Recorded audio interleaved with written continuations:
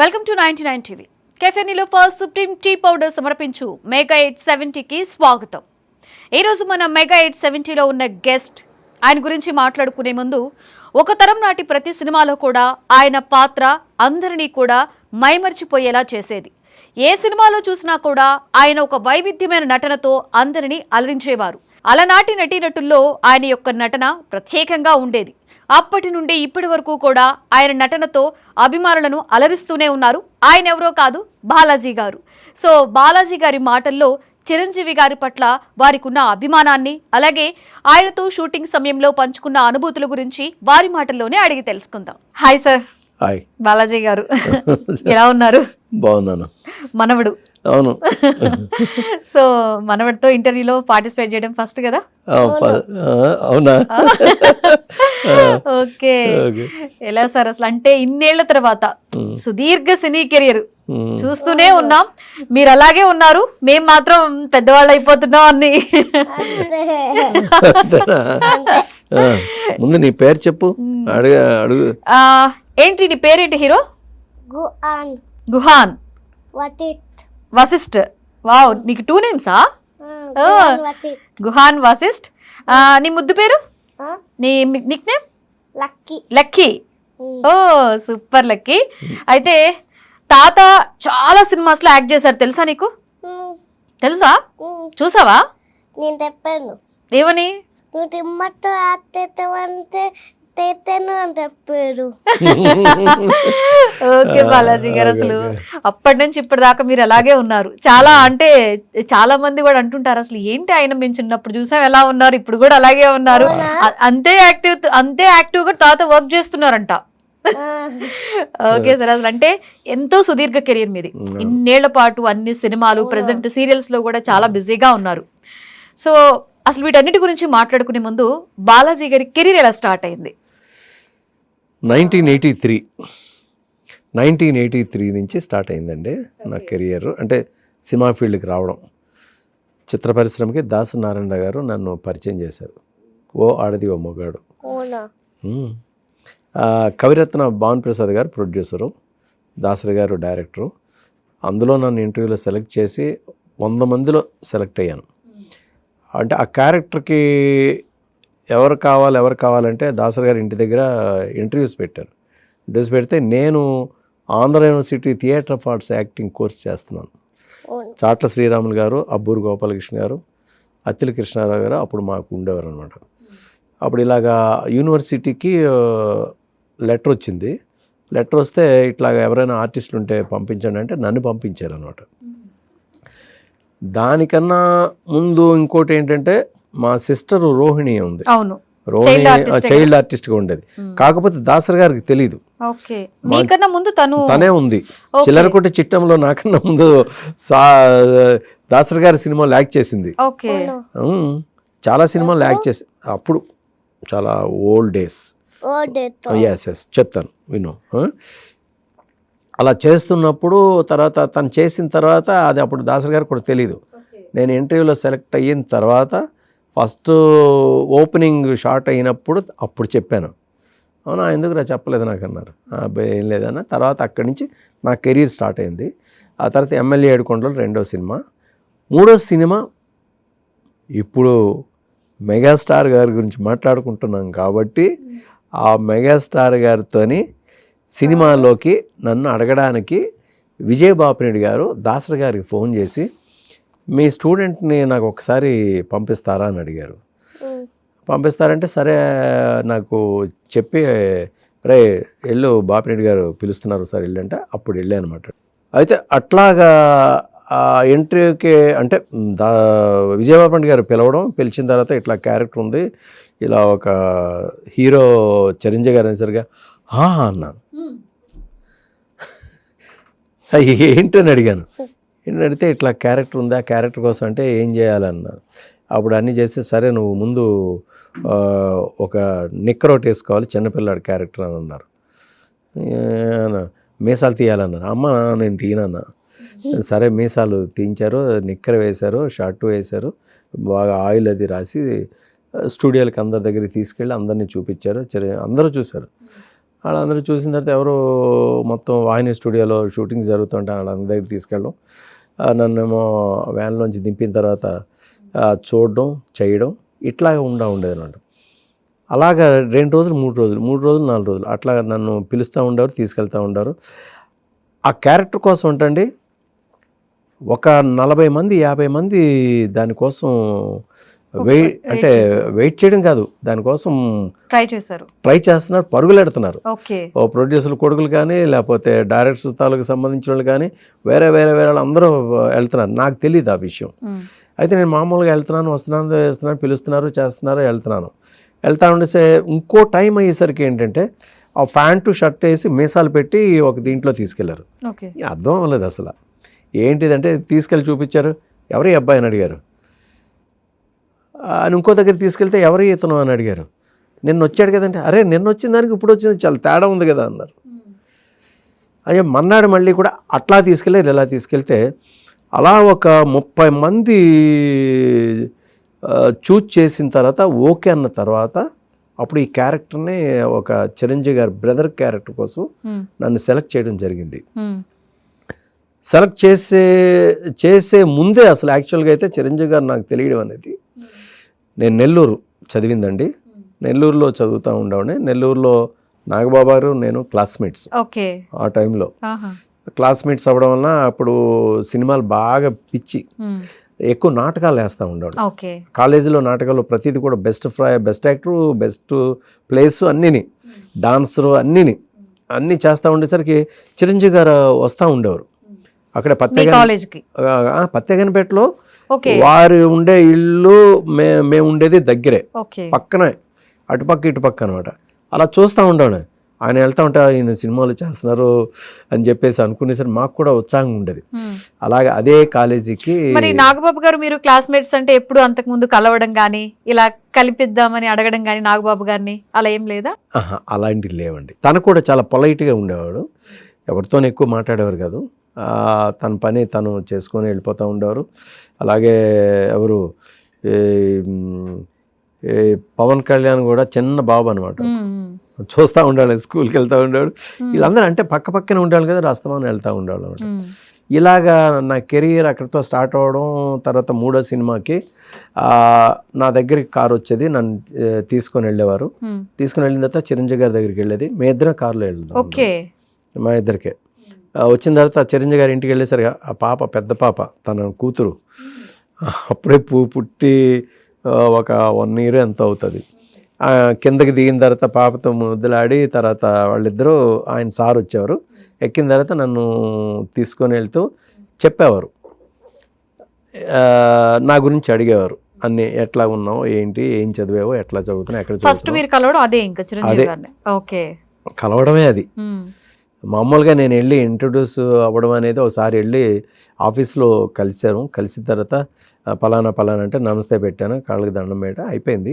తర్వాత ఆయనతో రావడం తర్వాత అప్పుడు ఆయన అడిగారు, ఎవరో ఏంటి మొత్తం, నీ సినిమాలు అవి చూశాను, చెప్పారు, స్టిల్స్ అన్నీ చూశాను, ఇట్స్ వెరీ గుడ్. అందులో నెల్లూరులో అనేసరికి కొంచెం మన ఊరు అనేసరికి కొంచెం ఉంటుంది కదా అని చెప్పేసి అన్నారు. చెప్తూ క్యారెక్టర్ ఇట్లా ఉండాలి, ఇలా ఉండాలి, ఇలా చేయాలి, అందరు చెప్పింది వినాలి, పెద్దవాళ్ళ దగ్గర నుంచి నేర్చుకోవాల్సింది చాలా ఉందని చెప్పేసి అప్పటి నుంచి చెప్తా ఉండేవారు. అంతకుముందు కూడా నేను రామారావు గారు సినిమాలు చూడడం, అంటే షూటింగ్స్ ఎక్కువ వెళ్తూ ఉండేవాడిని. అంటే మా చెల్లితో వెళ్తూ ఉండేవాడిని షూటింగ్స్కి ఎక్కువ. అటు భానుమతి గారు షూటింగ్స్ కానీ, లేకపోతే రామారావు గారిది, నాగేశ్వర గారిది, వీళ్ళందరూ పెద్ద వాళ్ళందరి షూటింగ్స్ తమిళ్ అలా చూస్తూ ఉండేవాడిని. వెనకుండి తనకి సపోర్ట్గా, అంటే వెళ్ళి కేర్ టేకర్గా వెళ్తూ ఉండేవాడిని. అప్పుడప్పుడు వెళ్తూ ఉండేటప్పుడు వీళ్ళందరితో కొంచెం సినిమా అనేది బాగా తెలుసు, కెమెరా, యాక్షన్, తర్వాత ఇలా నడవడాలి, ఇలా నడిచి ఇలా వెళ్ళాలి, ఇలా మాట్లాడాలి, ఇలా చేయాలని చెప్పేసి ఇవన్నీ కొంచెం అబ్జర్వేషన్ ఎక్కువ చేస్తూ ఉండేవాడు. ప్రతిదీ కూడా అబ్జర్వేషన్ చేసి అట్లాగా. ఒకసారి అయితే మేము ఉండేదానికి ఇక్కడ స్టూడియోస్కి చాలా దూరంగా ఉండేది, చెన్నైలో. నడిచి వచ్చేసేవాడిని, ఒక 9 kilometers ఎంతో వాహిని స్టూడియోకి వచ్చేసేవాడిని. అట్లా వచ్చేసి కొంచెం ఏదో తెలుసుకోవాలి అన్నీ, ప్రతిదీ కూడా. ఉదయాన్నే లేచి డైరెక్టర్స్ ఇంటి దగ్గరికి వెళ్ళడం, డైరెక్షన్ కలవడం ఇట్లా మరి మీ చెల్లి అంతకు ముందే ఇట్లా ఎంటర్ అయ్యారంటారు కదా సినిమాకి, తనకి అవకాశం ఎలా వచ్చింది? మీరు అప్పుడు ట్రై చేయలేదా తనతో పాటు? లేదండి. ఓకే. ట్రై చేయడానికి ఏంటంటే తను చైల్డ్ ఆర్టిస్ట్గా మా ఫాదర్ హీరోగా చేశారు. ఓకే, అది మాట్లాడుకోలేదు మనం. అంటే అట్లా ఉంది మీ ఫ్యామిలీలో ఆల్రెడీ సినిమా బ్యాక్గ్రౌండ్. మా ఫాదర్ కోటలో పాగా విట్లాచారి గారి సినిమాలో ఓకే రామకృష్ణ గారు ఈయన సెకండ్ హీరోగా చేశారు. Okay okay. ఆయన హీరోగా అంటే మా మదరు లేరు, చనిపోయారు చిన్నప్పుడే. 8th క్లాస్లో మా మదర్ చేస్తే మా సిస్టర్ని తీసుకొని మా నాన్నగారు చెన్నై వచ్చేసారు అనమాట అండి. ఆయనకి చిన్నప్పటి నుంచి ఉండేదంటండి ఫిలింలోకి వెళ్ళాలని చెప్పేసి. అదేదో ఇప్పుడు అవకాశం వచ్చిందే సరే వెళ్ళిపోదాం అని చెప్పేసి వెళ్ళిపోయారు అనమాట. వెళ్ళిపోతే మా తాతయ్య దగ్గర మేము పెరిగాం. రాజమండ్రిలో మా తాతయ్య గారు, మా అమ్మగారు, అక్కమ్మగారు అక్కడే పెరిగాం. ఆయన పేరు దూదప్పారావు గారు. అక్కడే పెరిగి అక్కడే ఉండేవాళ్ళం. అక్కడి నుంచి అట్లా చేసుకుంటూ మేము కూడా చదువుకోవడానికి నెల్లూరు అనేది అట్లా వచ్చాం అనమాట అండి. ఇలాగా తను వెళ్ళిన తర్వాత ఈ పాపకి తనతో తీసుకెళ్తా ఉండేవారంట, షూట్స్కి తీసుకెళ్ళేవాళ్ళు. షూట్స్ తీసుకెళ్తా ఉంటే నిర్మలమ్మ గారు వీళ్ళందరూ చూసి ఈ పాపకి ఏదైనా ఇవ్వచ్చు కదా అంటే కేవీ నందనరావు గారు వీళ్ళందరూ కూడా అప్పుడు పెద్ద డైరెక్టర్స్ వీళ్ళందరూ కూడా చేసి అట్లాగే ఈ పిల్లకి యశోద కృష్ణ ఫస్ట్ సిఎస్ రావు గారు కృష్ణుడు క్యారెక్టర్ ఇచ్చారనమాట అండి. అలాగే తన కెరియర్ అక్కడ స్టార్ట్ అయింది. మేము రాజమండ్రిలో థియేటర్లో చూసేవాళ్ళం అన్నాడు. ఇవన్నీ చూసిన తర్వాత మనం సినిమా యాక్టర్ అవుతామని ఎప్పుడు అనుకోలేదు, కానీ నాటకాలు వేసేవాడిని. చిన్నప్పుడు రోడ్డు మీద డ్యాన్స్లు లేకపోతే స్టేజ్ మీద డ్యాన్స్లు ఇలాగ ఏదో చేస్తూ ఉండేవాడిని. ఆ కెరియర్ ఏంటి కొంచెం పెద్ద అయిన తర్వాత వెళ్ళాలని చెప్పేసి అలా నాలో కూడా చూసి థియేటర్ యాక్టింగ్ కోర్సు నేర్చుకోమని అనేసరికి యాక్టింగ్ కోర్సు నేర్చుకోవడానికి వైజాగ్ వెళ్ళాను అనమాట. వైజాగ్ వెళ్ళిన తర్వాత వైజాగ్లో ఆంధ్ర యూనివర్సిటీలో అక్కడ జాయిన్ అవ్వడానికి అక్కడ హాస్టల్ కావాలి కాబట్టి బిఎల్ జాయిన్ అయ్యాను. బిఎల్ జాయిన్ అయ్యి అక్కడి నుంచి అట్లా హాస్టల్లో ఉంటూ యాక్టింగ్ కోర్స్ నేర్చుకునేటప్పటికి ఈ ఛాన్స్ వచ్చింది అనమాట.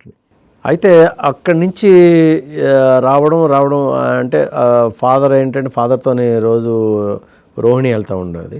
రోహిణి వెళ్తూ ఉండేసరికి తినకి ఎక్కువ ఛాన్సెస్ వస్తూ ఉండేది. ఓకే. ఆయన లైఫ్ని సాక్రిఫైస్ చేశారు. ఇంకా రోహిణికే ఇంకెందుకు ఉందామని చెప్పేసి అట్లా తను చాలా సినిమాలు చాలా చేసుకుంటూ వెళ్ళింది. ఆ తర్వాత నేను రావడం అనేది కూడా వచ్చిన తర్వాత కూడా ఫస్ట్ నేను పలానా అని ఎవరికి తెలియదండి. పలానా రోహిణి బ్రదర్నని చాలా లేట్గా అందరికీ చెప్పాం. ఎందుకు చెప్పుకుంటే ఏదని చెప్పేసి అట్లా నేను ఫస్ట్ సోమబాబు గారి దగ్గరికి వెళ్ళాను. సోమబాబు గారి దగ్గరికి వెళ్ళి రికమెండ్ చేయమంటే చేయను అని చెప్పారు. చేయను అని చెప్తే నువ్వే ట్రై చేసుకో అన్నారు. అలాగ ట్రై చేసిన తర్వాత కొన్ని వచ్చినాయి అనమాట. ఈ చదువులు మా కొద్దిలో హీరోగా అవ్వాల్సింది. ఆ తర్వాత 4 స్తంభాలట్లో హీరోగా 4 హీరోల్లో ఒక హీరోగా నన్ను పెట్టారు. ఓకే. అది సురేష్ ఫస్ట్ హీరో. అవును, సురేష్, నేను, సాయి చందు, ప్రదీప్ 4 హీరోలమి. 2 హీరోయిన్లు ఫస్ట్ అనుకున్న స్టోరీ. ఓకే. దాన్ని 2 జళ్ళ సీత కింద మళ్ళీ తీశారు. అట్లాగే నన్ను ఒక హీరోగా నన్ను అందులో బుక్ చేశారు.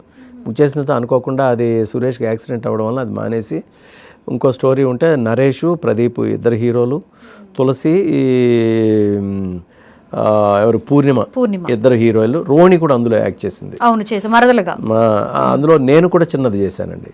ఆంధ్ర యూనివర్సిటీలో చదువుతున్నట్టు ఎవరైతే ఉన్నారో విలన్ క్యారెక్టర్ కావాలంటే అప్పుడు మళ్ళీ అందులో హీరోగా ఎదురా ఆ ప్రొడ్యూసరు ఎలాగైనా వీడు కావాలని చెప్పేసి నన్ను పెట్టారనమాట. పెట్టిన తర్వాత అట్లాగే అయిపోయిన తర్వాత అలా తరంగాల సినిమాకి ఫస్ట్ నన్ను ఓకే చేశారు. భానుచంద్ర క్యారెక్టర్కి పిలిచారు. కాకపోతే ఇది షార్ట్ కొన్నాడు, కొంచెం సుమన్ గారికి ఈక్వల్గా ఉండదని చెప్పేసి అన్నారు. దానికి ఇమీడియట్గా ఓడిదే మగాడు సెలెక్ట్ అవ్వడం, ఇందులోంచి కంటిన్యూ ఇంకా అలా సినిమాలు కంటిన్యూ అవుతూ ఉండడం.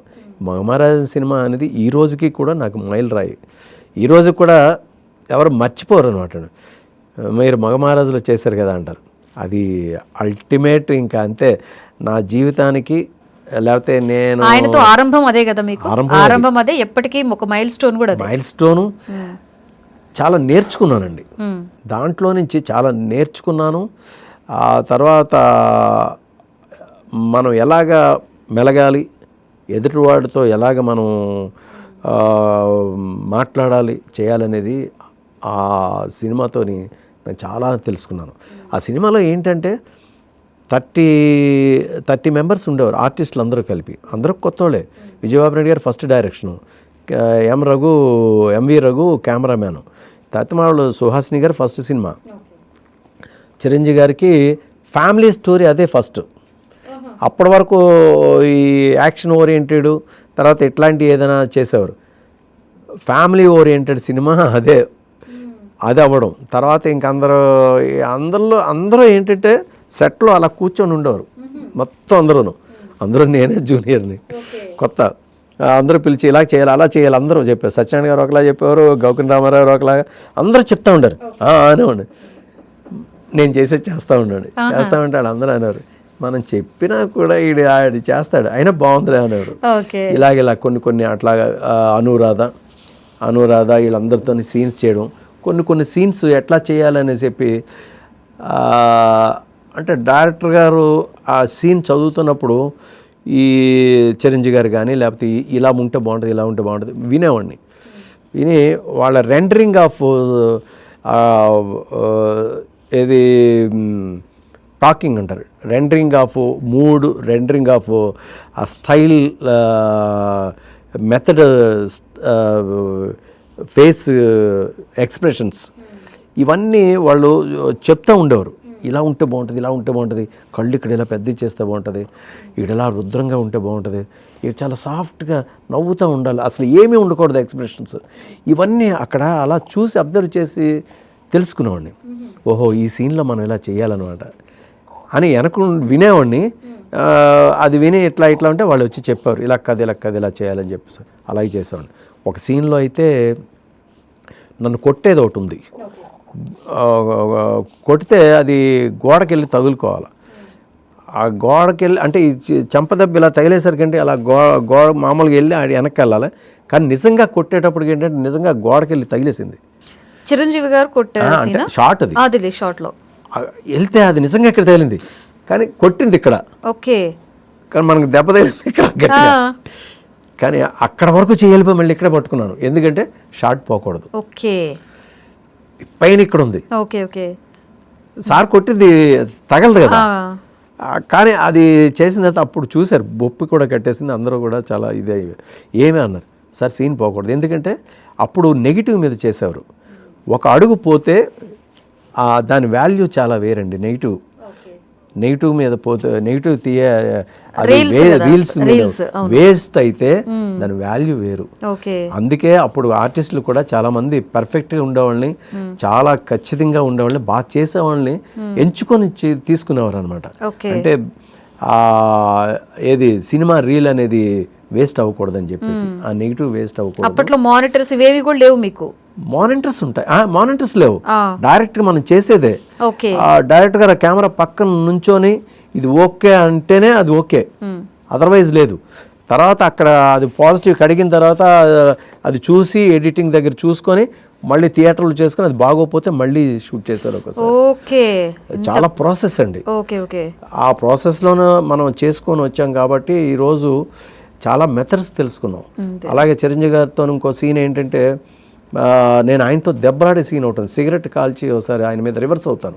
అంటే చిన్నప్పుడు ఒకలా ఉంటాను, ఫస్ట్ హాఫ్ అంతా నిక్కరు ఇదంతా మీసాలు ఉండవు, తర్వాత ఇంట్లో ఏమో చిన్న పిల్లలాగా ఇంట్లో డబ్బులు దొంగతనం చేసేసి, ఆ ఏజ్ అనేది టీన్ ఏజ్ అంటారు. అంటే టీన్ అంటే టెంప్టింగ్ ఏజ్ అంటారు. అది ఆ టెంప్టింగ్ ఏజ్లో మనిషి తాలూకా ప్రవర్తన ఎట్లా ఉంటుంది, ఆ పరివర్తన చెందితే మనిషి తాలూకా మూడ్ ఎట్లా ఉంటుందని చెప్పేసి ఆ ఫీలింగ్స్ అనేవి అందులో చూపించడానికి ఆ 2 షేడ్స్ కావాలన్నమాట. అంటే ఫస్ట్ హాఫ్ ఒకలా ఉంటాడు, సెకండ్ హాఫ్ ఏమో ఇంకోలా ఉంటాడు. దీనికోసమే నన్ను సెలెక్ట్ చేసింది. అసలు ఫస్ట్ హాఫ్లో చిన్న కుర్రోళ్ళలాగా ఉన్నాడు, సెకండ్ హాఫ్లో ఏంటంటే ఆ మెజారిటీ అంటే మేజర్ తాలూకు లుక్ వచ్చింది అని చెప్పేసి, ఆ టీనేజ్ లేకపోతే టెంప్టింగ్ ఏజ్లో ఉండే ఇదంతా వచ్చిందని చెప్పేసి అప్పుడు సెలెక్ట్ చేశారు అనమాట. చేసినప్పుడు ఒక టైంలో ఏంటంటే ఆయనతో నన్ను కొట్టి వెళ్ళిపోతాను, గోడ దూకి వెళ్తాం. గోడ దూకంటే గేటు, ఆ రోజు ఎంత 30 మంది ఉన్న, రాత్రి 12 గంటలకు షార్ట్ అవుతుంది, అందరు ఆర్టిస్టులు ఉన్నారు. సినిమాకి కీ పాయింట్ అనమాట అది.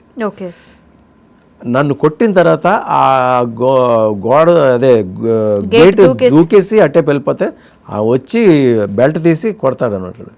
కొట్టబోతా అంటే హే జేబులోంచి సిగరెట్ తీసి నోట్లో పెట్టుకొని వెలిగిస్తాను.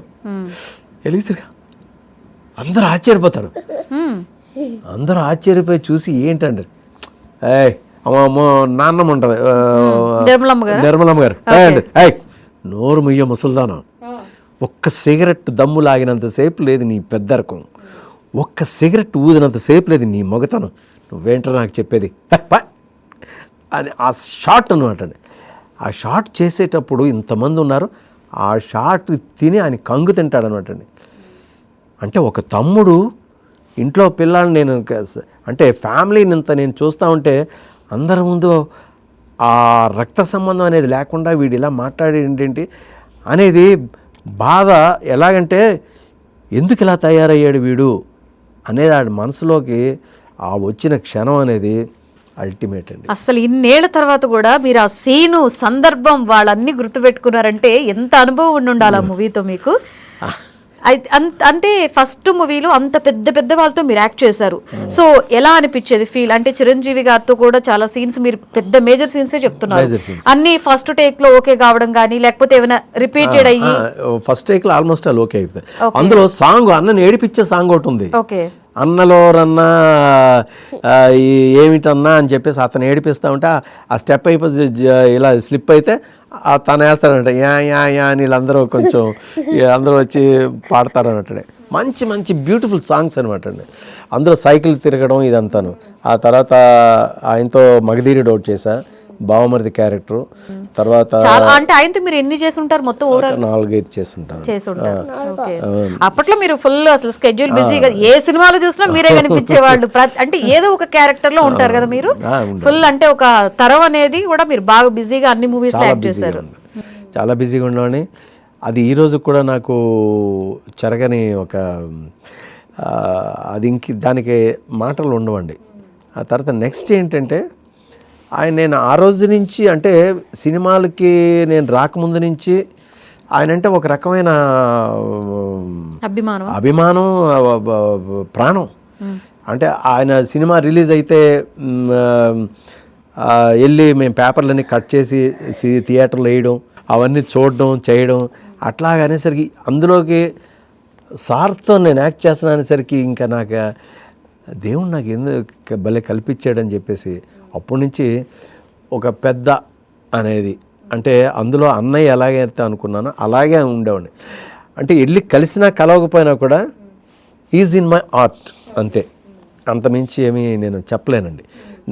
నాకు ఇది కావాలి నాకు చేయండి అని కూడా ఏ రోజు అడగలేదు. మళ్ళీ ఎప్పుడైనా మీరు ఇన్ని సినిమాలు ఆయనతో కలిసి చేసినప్పుడు సెట్లో ఎలా ఉంటుంది మీ ఇద్దరి మధ్య బాండింగ్, ఆయన మీతో మాట్లాడే విధానం, కూర్చొని విధానం అంటే చాలా జోయల్గా ఉంటారండి, సరదాగా ఉంటారు.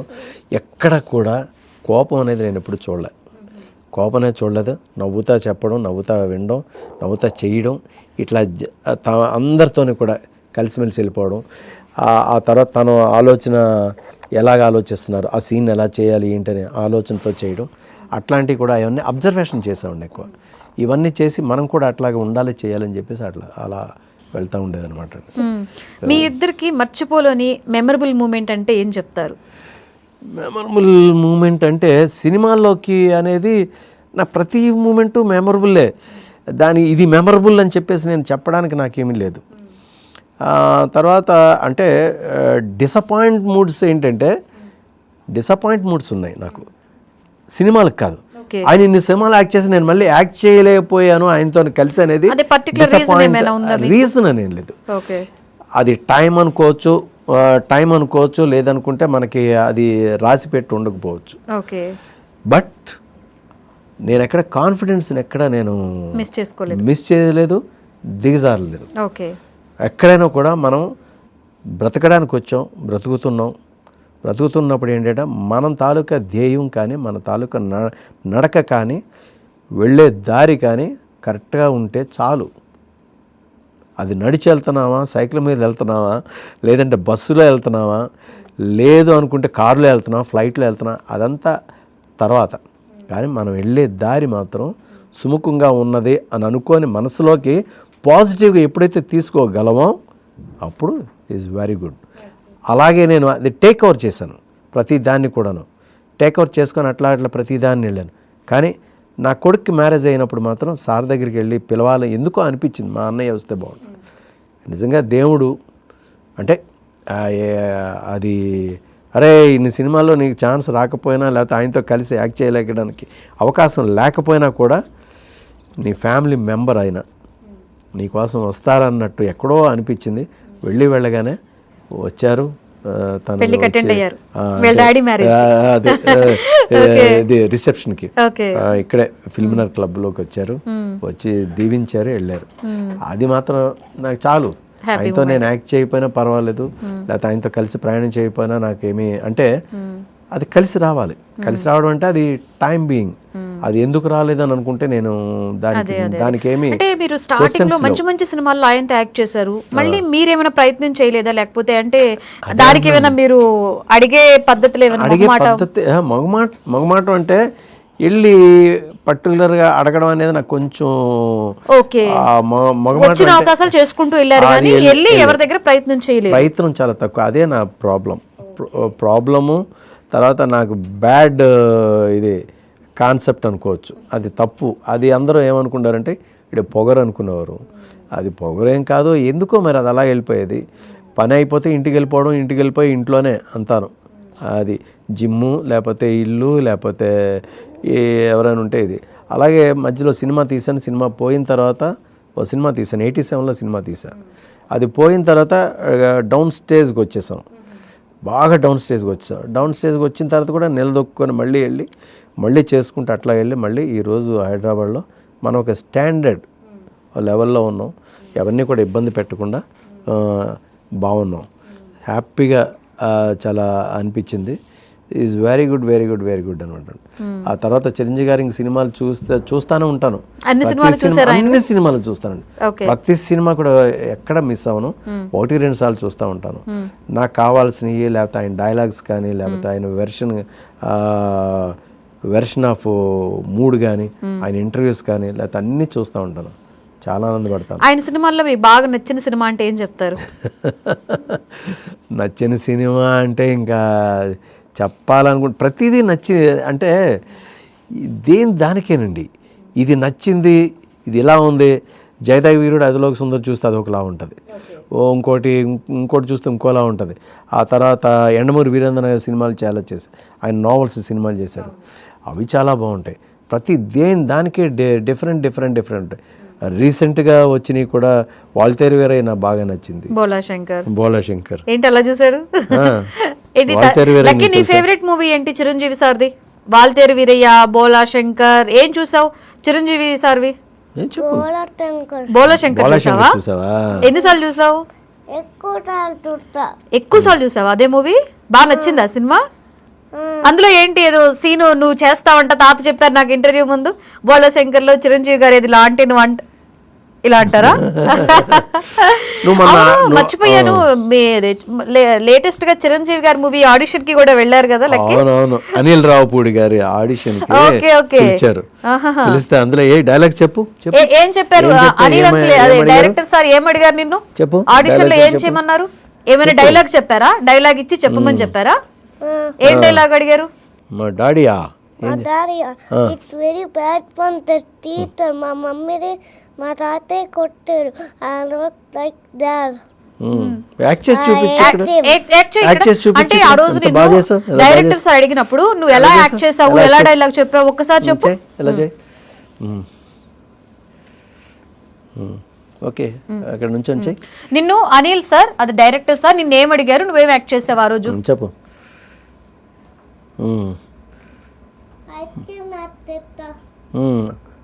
మీ డాడీ చెప్పు. మా డాడా వెరీ బ్యాడ్ పంటెడ్ టీచర్. మా మమ్మీని మా డాడీ కొట్టాడు. I don't like that. I hate him. Ice cream తీసుకో. My parents taken time to tar. మరి మీ అక్కని పిలవలేకపోయావా? మా అక్క పెట్టిన మా అక్క రావట్లే. అవునా? సార్ ఐస్ క్రీమ్ తిన్నానని, నేను ఐస్ క్రీమ్ తిన్నానని మా అక్క తెప్పుతారు. అక్క వచ్చేసింది.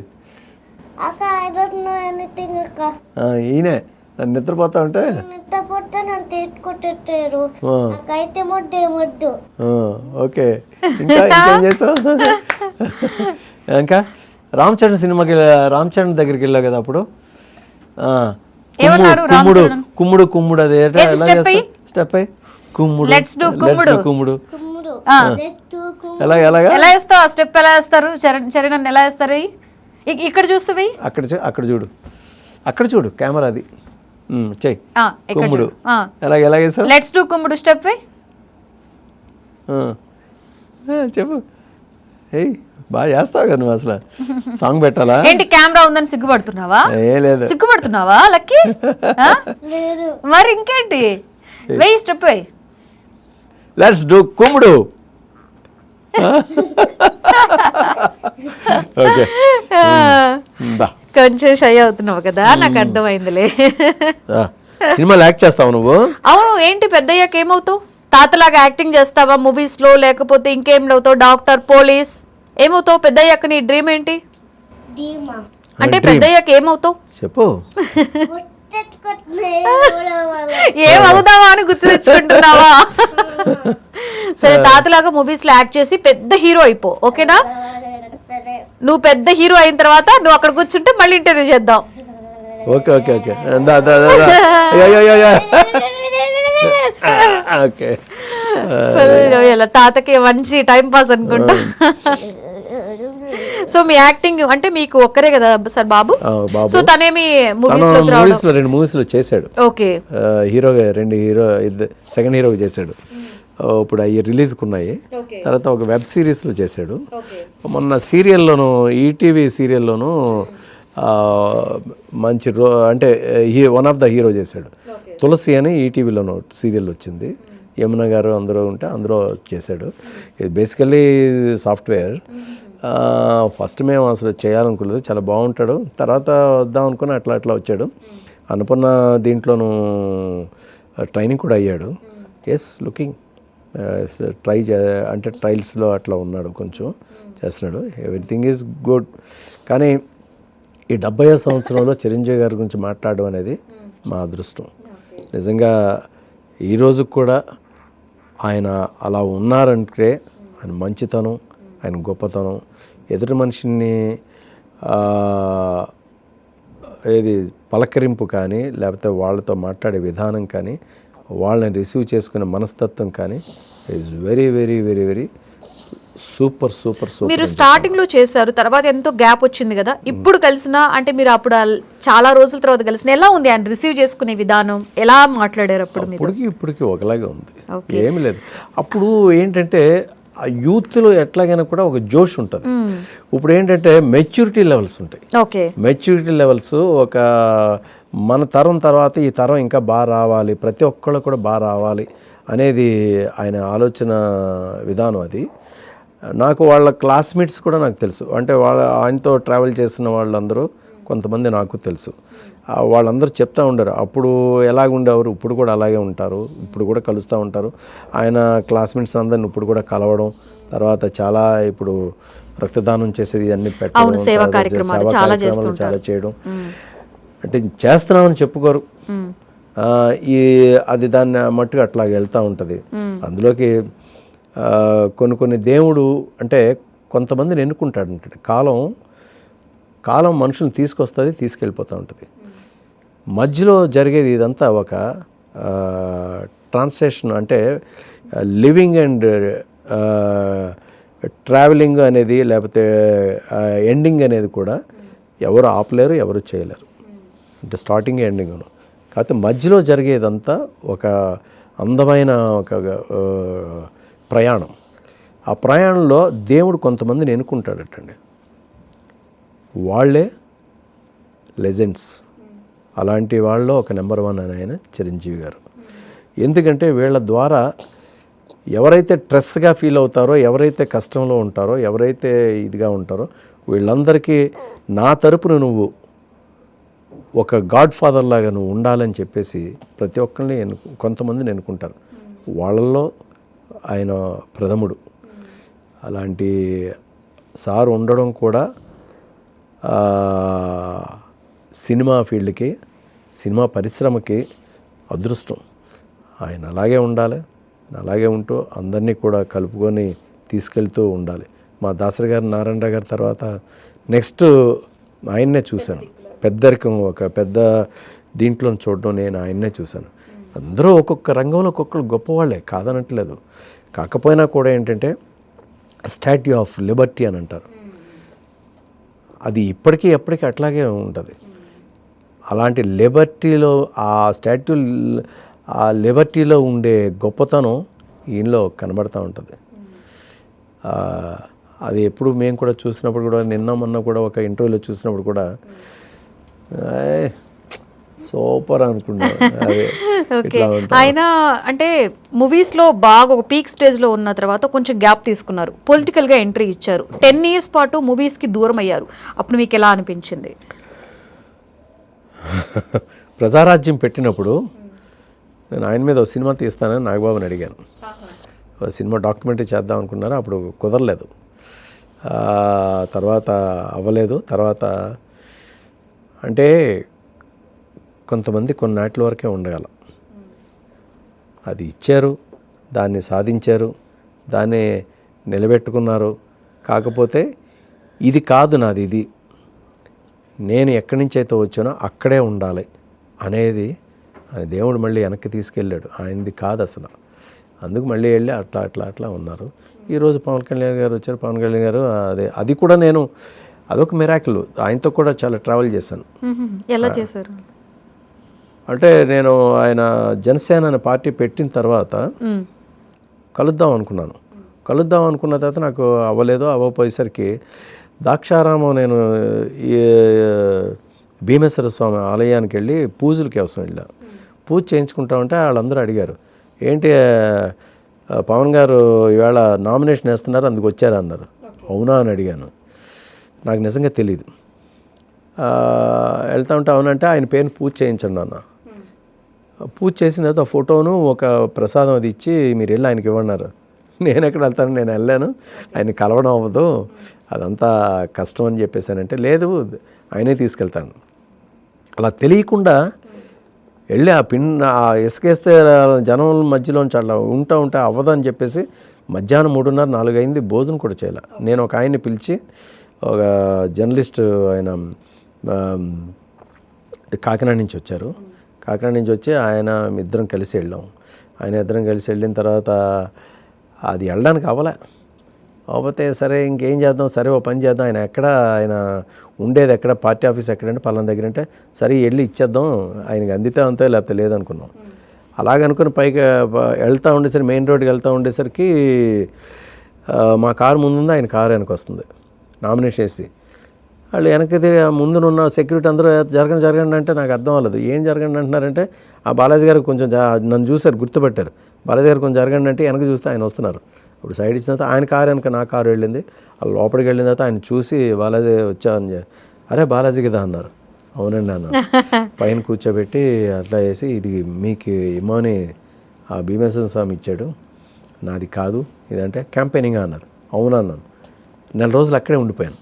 ఓకే, 4 రోజులు అక్కడే ఉండిపోయి క్యాంపెయినింగ్ చేసి మొత్తం అంతా చేసి గెలిచిన తర్వాత వచ్చాను. ఓకే, క్యాంపెయినింగ్ చేసి ఎలక్షన్ రోజు అందరూ వెళ్ళిపోయారు. ఎలక్షన్ రోజు ప్రతి బూత్కి వెళ్ళిన నేను ఒక్కనే. ఓకే, అలాగే ఆయన అక్కడ ఎక్కడైతే ఆయన పార్టీ ఆఫీస్ ఉందో ఆ ప్రదేశం తిరగలేదు ఆయన. లాస్ట్ డే సాయంత్రం 5 గంటల నుంచి రాత్రి 12 గంటల వరకు తిరిగిన నేను ఒక్కనే. అవతల పార్టీ వాళ్ళు కూడా నన్నేం అనలే, సరే వెళ్ళండి సార్ బాలాజీ గారు మీ ఇష్టం, మీరు ఏం చేసినా పర్లేదు అని అనేసి అలా పంపించారు. అందుకే ఏంటంటే ఈ సీరియల్స్ ఎక్కువ వస్తూ ఉండేవి. గుప్పిడంత మనసు ఇవన్నీ సీరియల్స్ ఎక్కువ బాగా వచ్చేసరికి లేడీస్లో బాగా అటాచ్మెంట్ పెరిగింది. ఒక తల్లి తండ్రి పిల్లలతో అటాచ్మెంట్స్ ఎట్లా ఉంటాయి అనేది బౌండింగ్స్ ఇవన్నీ చూసి ఓన్ చేసుకొని నేను డైరెక్ట్ వాళ్ళ ఇంట్లోకి వెళ్ళిపోతూ ఉండేవాడిని. వాళ్ళతో కూర్చొని మాట్లాడుతూ ఉండేవాడిని, వాళ్ళతో అన్నీ చేస్తూ ఉండేవాడిని. ఇవన్నీ చేసేసరికి వాడు కూడా ఏదో సొంత మనుషుల్లాగా సొంత దీంట్లో చేస్తూ ఉండేవారు.